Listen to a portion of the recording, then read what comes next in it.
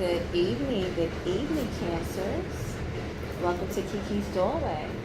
Let's see what your past life wants you to rebirth for September 15th to September 30th. God, Gaia, God, Goddess, Mother, Father. What does Cancer's past life want them to rebirth for September 15th to September 30th? What does Cancer's past life want them to rebirth?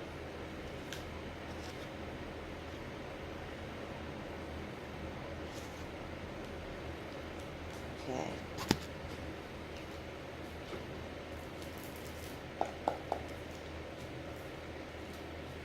What action will they be taking for September 15th to September 30th? What action will they be taking to show their best quality? What action will they be shown? Will Mr. and Miss Cancers be shown for September 15th to September 18th? Okay. So, Mr. and Miss Cancers, your past life wants you to rebirth.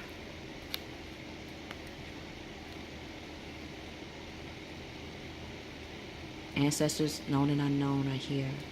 Spirit, guides, your guardian angel is here to let you know that your past life have been there to witness your prosecution and inquisition in life.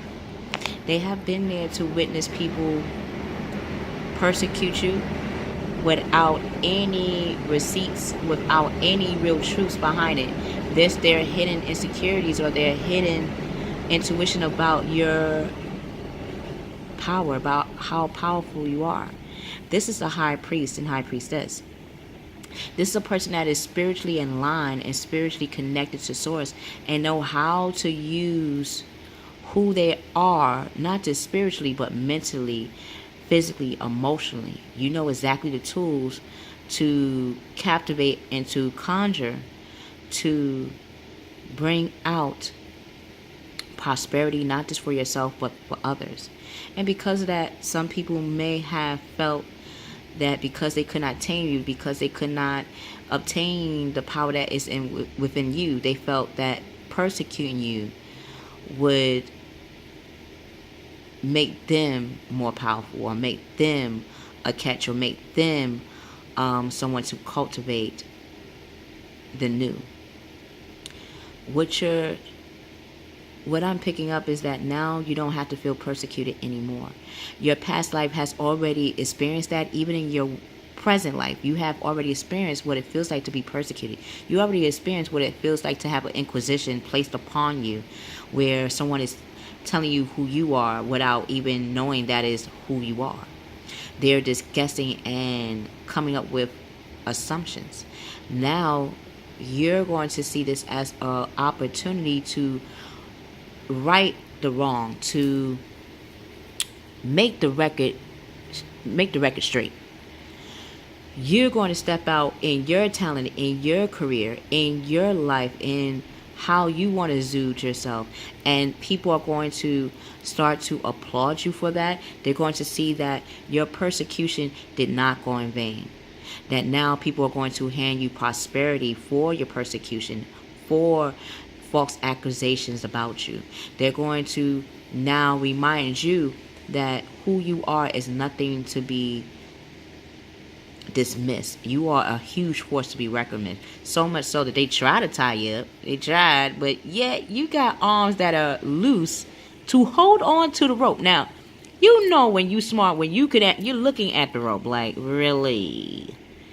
All I could do is go like that, and I'm pretty much free. I could just untie this with that hand and with this one, and then literally leave. But I don't want them to feel that I'm smarter than them or I'm capable than them, so I'm going to stay right here. Now you're not. Now you're going to untie these ropes of turbulence. You're going to untie these ropes of troubled waters and go towards your blessings. Your past life also wants you to rebirth that. You're connected to Egypt. You're connected to the ancient wisdom. That is why people see you as powerful. That would explain why people try to persecute you. I mean, they try, but with no avail. I mean, come on now.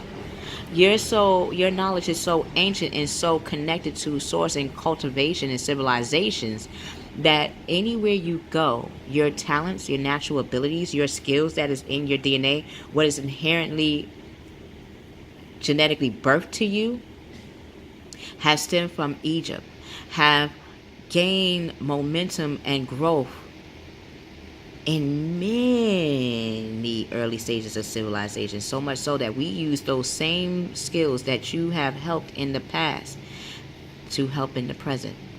You have that youth, that youthful quality, that charismatic, that childlike ability to bring out what people feel afraid to, but you do with pride and passion.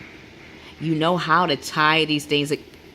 You know how to tie them together, but when you tie to connect people to their talents. You tie people to their dreams. You tie people to their goals. You tie and give them tribes of people that they could connect to, and for that, you're about to get your blessings. No longer are you going to be prosecuted.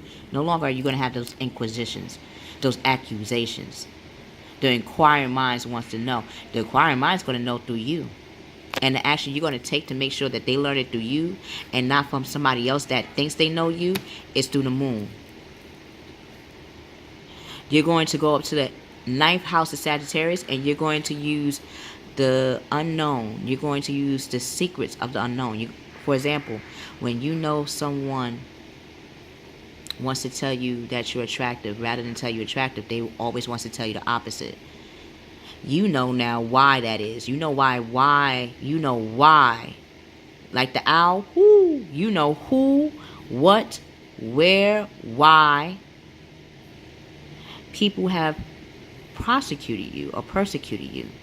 And you're starting to turn that around into paradise, into prosperity, into pages that you can use as a record. I keep thinking of the High Priestess when looking at this card. As a record, you're going to call on Archangel Haniel. You're going to have important psychic insights, that High Priest and Priestess.